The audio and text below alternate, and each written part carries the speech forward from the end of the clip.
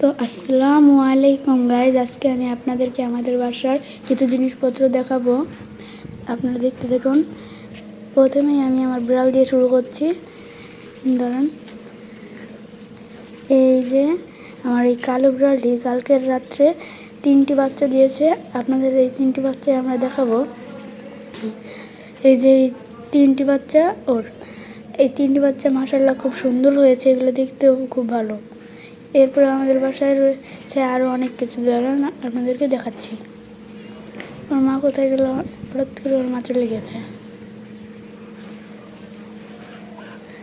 এই যে এখানে রয়েছে আমাদের বাসার হাঁস মুরগির খামার।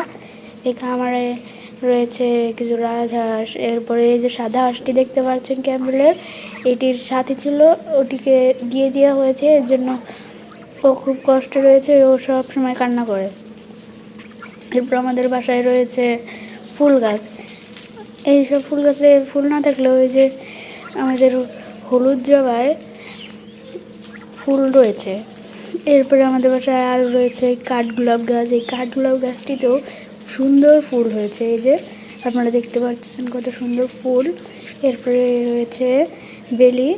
এই বেলি ফুল গাছে প্রচুর পরিমাণে ফুল হয়। তারপরে রয়েছে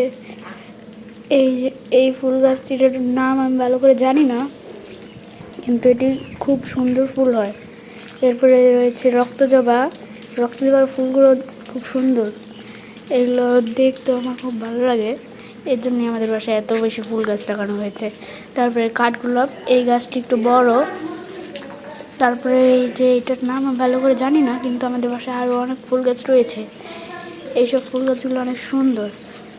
তো আসসালামু আলাইকুম গাইজ, আজকের মতো বিদায় জানাচ্ছি। আপনারা সবাই ভালো থাকবেন।